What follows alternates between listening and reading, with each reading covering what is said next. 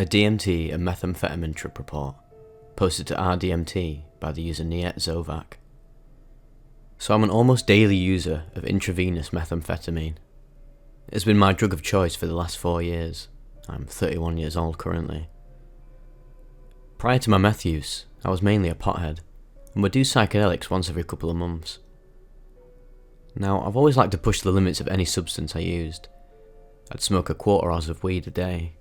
I'd do 10 gram plus mushroom trips, 20 hits of LSD at once, and I've candy flipped and hippie flipped many times, and done ketamine and cocaine. And now with meth, I'll easily shoot a ½ gram or better at a time. No matter what it was or how much I did, I was always comfortable and under control of myself. I never had any issues with psychosis or delusions, and I was always grounded firmly in reality. So naturally, when I first had the opportunity to try DMT for the first time, I was pumped, and went in head first. My first experience was with a vape cart, and I took 5 full lung hits, holding them for 10 seconds each, and even though I was blasting into hyperspace by the third, I still made the 4th and 5th happen. I had the full breakthrough experience, the instant chrysanthemum of colours and geometry wading through my vision, followed by a hum rising from silence to a deafening roar, my consciousness coming out of myself as an entity danced in 4th-dimensional motions. It beckoned me forth, surrounded and pervaded by what I can best describe as prismic light bent into tubes folding in on themselves like a tesseract. I looked down and see the way that my soul was interfacing with my body, almost as if I was looking at the inside of a mask I had pulled from my face. I remained here until I returned to my body, still tripping harder than any acid trip, yet feeling sober due to the large drop-off from where I was. I immediately lost my fear of death, and achieved an inner peace I had long been searching for. It was in that moment that I fell in love with DMT, and began to use it very often. Now I had continued to achieve breakthroughs with my use, but it wasn't every time, and actually became less frequent the more I used. And on the occasions I would have a good breakthrough, it always seemed like it was less intense or less long lasting than the first couple times. So I started chasing it more. Looking back, I do think now that I was being denied entry on many occasions, whether it be for my other drug use interfering, or because I needed to reflect on what I was supposed to have learned and wasn't doing so. One morning after being up all night shooting meth, I decided to try and shoot DMT. Little did I know, because of lack of research, that DMT freebase isn't water soluble, so my attempt didn't work, and it just left me with DMT stuck in a syringe. I go to sleep after this, and when I wake, I prep a shot of meth. It's in the rig with the DMT in it, and I don't really remember or think about the DMT itself.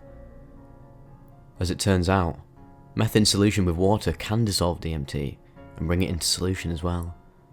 And when I hit my shot, which this one, if I had to guess, was about 0.2 of a gram of meth and maybe 50 milligrams of DMT, I was taken by surprise when, after the characteristic cough that comes along with shooting meth, I immediately felt the pull into hyperspace. And it was strong. Almost instantly, I bypassed the first initial stages and was completely out on the astral plane. By this point, it was one of the best breakthroughs I've ever had. Crystal clear, very distinct, very strong visions and sensations. And when I came back, I was eager to step it up. And me being me, decided I was going to do it again. For science. But with the knob turned to 10. So just maybe an hour or two later, I prep another shot. This time I put a 1/4 gram of DMT in the barrel, and just the barest amount of meth that I can use to make it dissolve, which is about 50 milligrams. I decided I didn't want any distractions with this one, so I go and I sit in the bathroom, alone, door closed and noise cancelling earbuds in. I was going to be giving this my full attention. So I get the needle in my vein, and I begin to push. In solution, the shot was right at 50 units. I push all the way to about 10 units left to go, and my vision gets hit so hard that I immediately ripped the needle out of my arm and threw it to the ground. Before I even saw it hit the floor, I was racing at light speed through hyperspace. I can only remember a few distinct details. The first is that it was so intense and overwhelming that I lost all touch with reality. Not only did I lose my sense of self, but I lost every concept of existence, and each and every one of my senses was gone. I had what I could only describe as a breakthrough out of a breakthrough. Where we normally go when we break through, I was there for a fleeting moment, before pushing past it into a black void. I could only describe this as hell. Although, I was in this black emptiness, there was this sinister energy there laughing at me, watching my torment, amused by my utter confusion and fear. And I was here for an extremely long time. What brought me back to reality first was my sense of touch. I reached out and felt my chest with one hand and my head with the other, and as soon as I felt them, I gripped a death hold on both, afraid to let go, as if I might lose myself again had I done so. I then opened my eyes and was still underneath a sea of acid-like visuals, still with no concept of self or any concept of what was around me.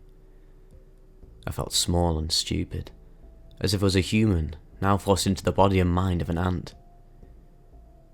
It took me 5 to 10 more minutes of sitting there staring at my feet, drooling on myself, for basic understanding of anything beginning to return. And then, slowly things came back. But as they came back, all I could think or feel was how utterly strange and stupid existence as a human being is. The fact that we all have to eat and drink and sleep and piss and shit and fuck and come and breathe is so alien and gross to me, as I remember each one existing. And then I realised how self-centred and egotistical we all are, with how weird and gross and small we truly are. This was all very difficult to swallow, until it quickly began to normalise as I returned to baseline once again. I was left with an extreme appreciation that I made it back. I made it back alive, and not only alive, but that I am myself, and then I still have time to be myself for now. I've been sober ever since that moment.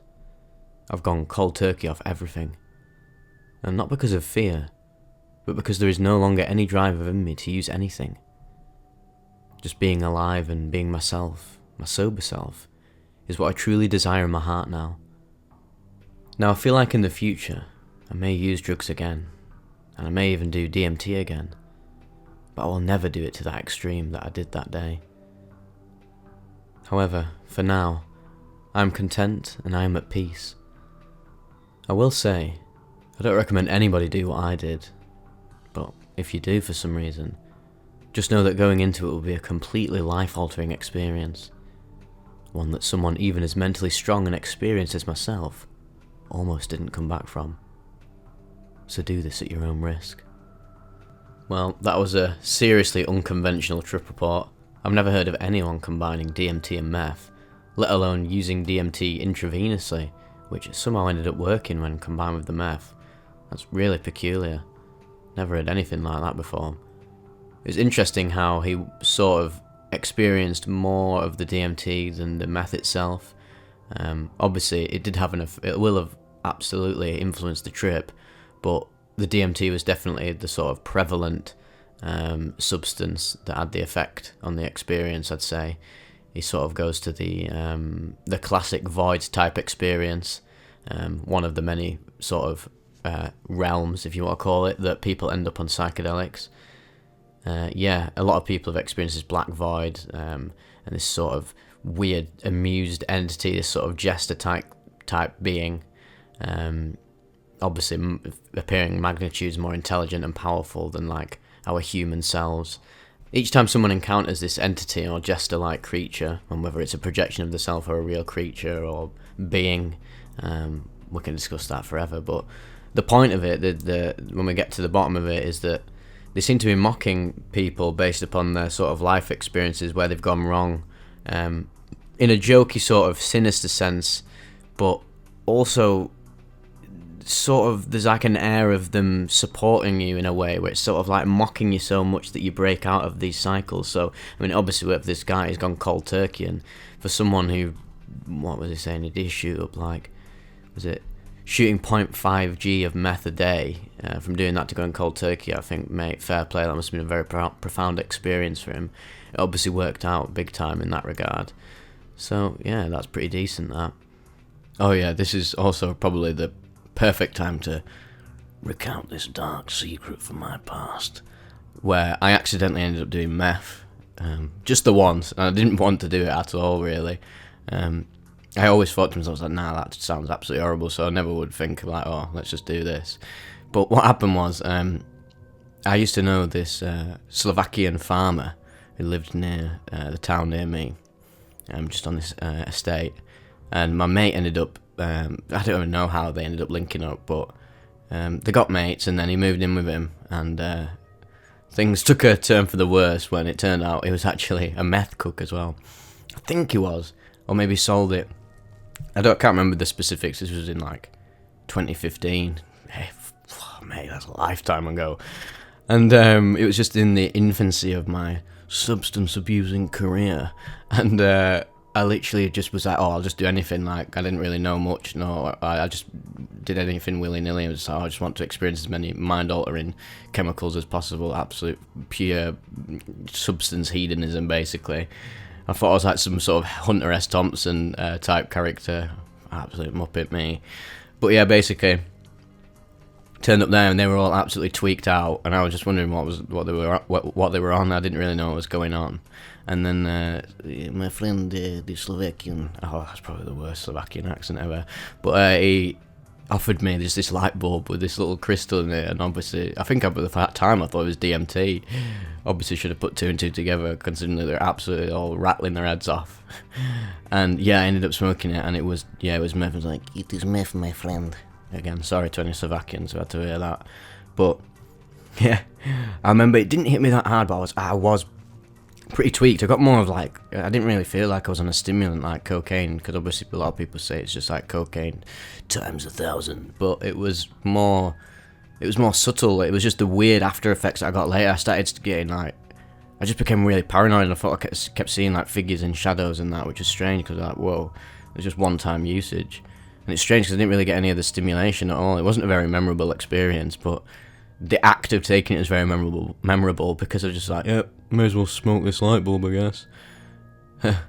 So yeah, funny little story from my past. Don't tell parents about that. Say what you want about this guy for misusing substances, which, yeah, I mean, he even admits at the end he doesn't recommend anyone do this. Fair play to the guy. Please never do this in your life. Otherwise you'll get a slap bottom, lad. You really don't want to be doing this to your mind and body, but thankfully for him, he does seem to be sort of quite conscious about his situation, and had a level of awareness about him. It's sad that someone so obviously like quite intelligent and wise went down the path of abusing meth, but yeah, everyone's on their own journey, the mystery of life and why these things happen to us, the burden of suffering. It's sort of enlightened through experiences like these, where you do go down to the very depths of hell itself to sort of shine brighter when you do actually escape out of it, because the contrast makes it so much deeper, in a sense. Yeah, not really much else to say about this experience. I hope the guy's doing much better. I understand that people probably not attack him, but criticise him for doing this and say it's absolutely foolish. And yeah, it definitely is, and it's reckless and that, but you've also just got to acknowledge that this guy did end up sorting himself out in the end, which is the main takeaway from it all. So yeah, big ups to my lad. Hope he's doing much better now, and I'll see you guys in the next